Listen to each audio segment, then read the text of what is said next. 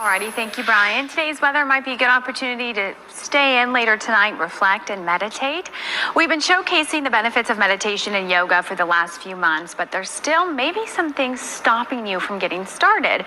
That's why our live guest is here to help break down some of those barriers. I'd like to welcome Nicole Walters joining us live. She's the owner of the nonprofit yoga studio Ahava Collective in Greensboro. Nicole, good morning. Thanks for being here. Hi, good morning. Always a pleasure. So let's first start with some of those common misconceptions that are out there surrounding yoga and meditation. Well, this is a great question and topic, and it's the biggest reason why the collective even exists. So to talk about some of the things that can keep people away from coming into studios or actually practicing. Of course, they show two portly sisters doing a yoga pose. Of course. Because, the challenges facing some people trying to do yoga, man. Clan, every time they see some sun woman doing some yoga, they come and burn a cross in her front yard. Because that's what's happening. So to talk about some of the things that can keep people away from coming into studios or actually practicing, we first have to talk about how there's such a lack of representation for so many communities, particularly in lower income and marginalized communities. So, listen to how these pasty liberals talk about you. The code word for you is lower income and marginalized. That's code word for you. Some people. You saw her racking her brain how she was going to say this. Lower income and marginalized. How you know how much money I make? How you know I'm marginalized? Oh, yeah, that's right. Some people love being told that by gliders, especially glacier glider queens like this one. They love being told that they marginalized. I got a lot of sun friends. Yeah, I bet you do. You telling them this type of stuff, they gonna love you. You gonna get invited to the cookout. Now, if you hear some paps, make sure you duck. But you definitely gonna get invited to the cookout. We first have to talk about how there's such a lack of representation for so many communities, particularly in lower income and marginalized communities. So when you're looking at the way that the practice and studios are being advertised through mainstream social media, then it's going to be hard to connect and feel as though those practices are accessible to you. So that's the key thing, is just being available to reach everyone. Yes, absolutely. So here what we try to do is create a space, like a platform and an image where people can see themselves first, like in pictures that we're posting, different things like that. Because what started happening for me, I was teaching in a lot of these marginalized communities and lower income communities, and they would be with me for brief periods of time, and then they would want to expand their practice, but then they felt that it wasn't accessible to them for various reasons. So they're going to do what we see on TV. And I mean, it irks my nerves that every single commercial is full of sun people. It's like, it's almost as if this country is 90% sun. If you just watch commercials nowadays, if you were alien and you beamed here from outer space, even though space, if you were alien, you beamed here from outer space, and you only watch commercials,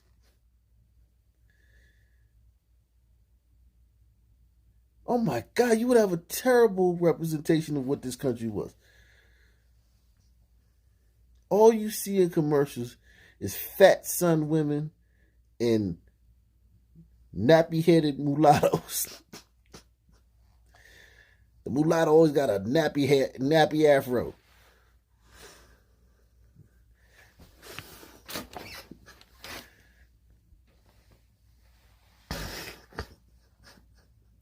That's all you're going to see. Nappy-headed sun gliders and fat sisters in commercials. And interracial couples. If there's a glider in the commercial, their spouses is a sun person, man. It's the only way the glider can get in the commercial nowadays, man. They're attached to a sun person. So that's what she's doing. That's the game she's playing.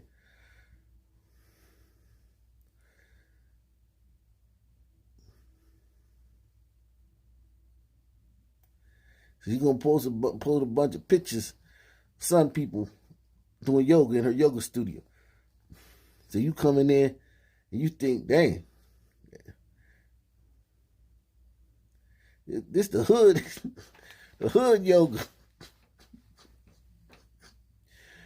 YOLO yoga.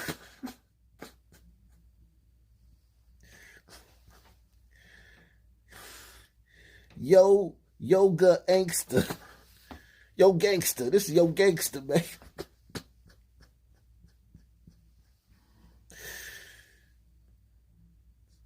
So she using us, man. To get woke points like every brand and every business is doing on TV nowadays.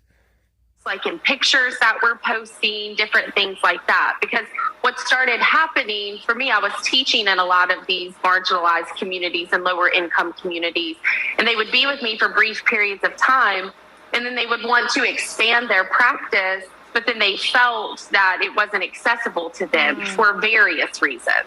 So what is your response to someone if they say, I can't participate in yoga or meditation because of what I look like or because of my body type or my gender or age? Okay, so my response is come to the collective, because here you will see such a beautiful rainbow of people, and you will meet people from so many different backgrounds. And most importantly, none of us question what experiences each other have had, where we are coming from. When you walk in here, there's nothing administrative that happens. When you go in a yoga place, the gliders is looking at you funny and chasing you up out of there. When you go do yoga, man. Your son, man, you go in there and do some yoga, man. You come outside, your tires are flat, and there's a brick with a note thrown through your front windshield saying, don't come back here doing yoga. We don't want your kind around here no more, right? That's what's happening, right? What experiences each other have had, where we are coming from. When you walk in here, there's nothing administrative that happens. You literally walk into the room, we sit down, and we start community together. No questions asked. We're showing some images of some gentlemen maybe doing some meditation practices. What can you speak to regarding that? So one of the things that we really cherish here is creating space where people feel as though these practices are accessible to them. So one of the things that we really strive to do is, number one, not think that we know all of the answers, right? So we literally get feedback from students. I ask questions in communities. We make extensive efforts to be proactive in educating ourselves, our entire teaching staff, and anyone who is part of the collective in ways to create more inclusive and diverse environments in a safe and compassionate way. I think that's what really sets you apart from other studios. I was going to ask you, what makes the collective different in so many different aspects? And I think you just spoke to that.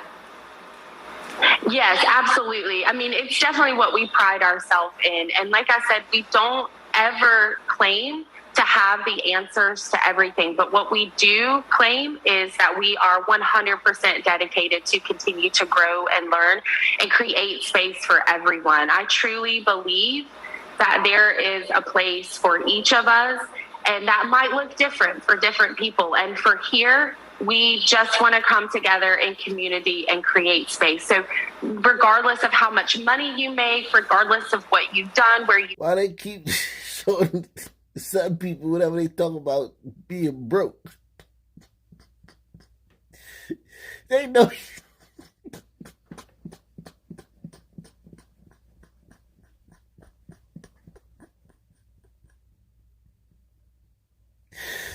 Oh, shit.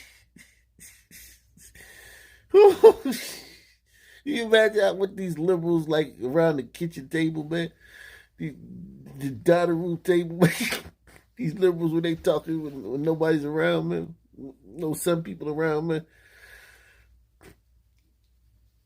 They think we all broke, man.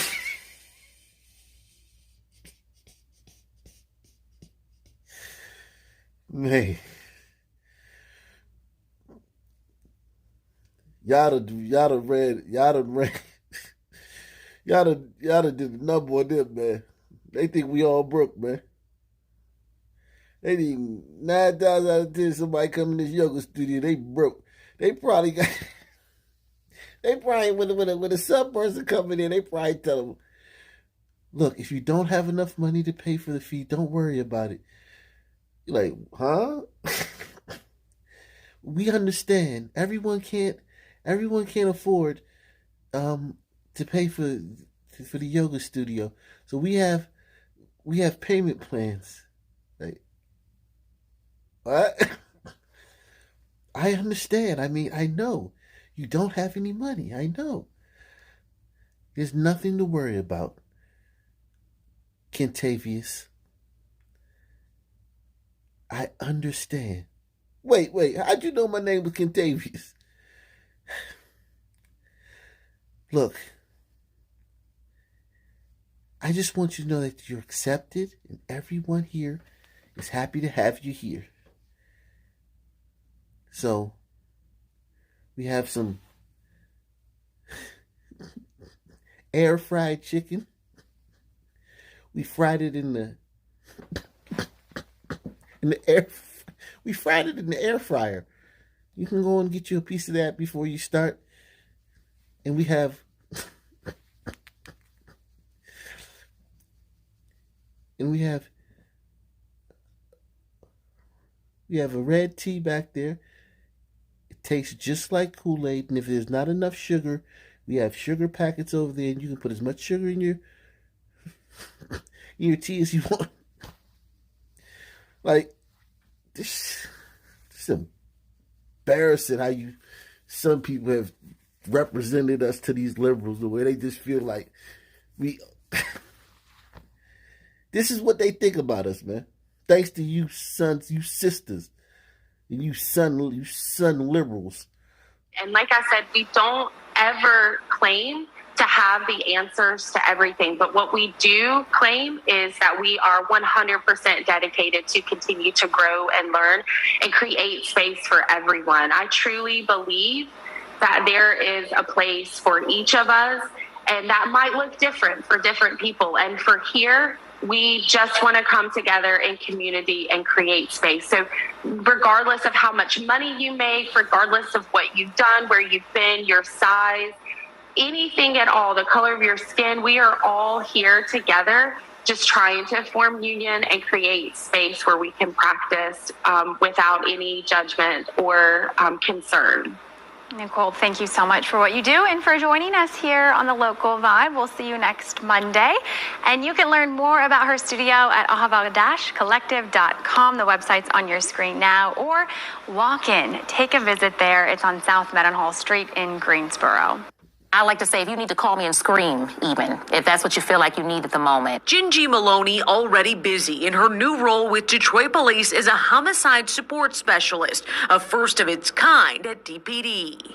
She's here to help bring comfort and empathy to the victims' families in a very trying time in their lives. Commander Michael McGinnis says she's filling a void, helping detectives to get important case information to families who want answers. It feels so good. I know that's right. Better do. It feels so good if you can just have someone to talk to for a moment, for whatever place you feel like you are in the process. She knows exactly what this is like. I lost two people who were very important to me. My boyfriend I was dating in 2009 was murdered, gunned down, and then I lost my aunt to a hit and run in 2014. I knew it. But now, you know what, though? You can't even say she was dating a Pookie, man. Because, listen, man, anybody can get it in the stand, man. Her boyfriend could have been an Uber Eats driver, man. He could have just been standing somewhere. He had just been standing somewhere. Driving somewhere. But. So you can't assume that he was a Pookie, man. But she looked like it. She got them Pookie eyes. She got them I love Pookie eyes, man.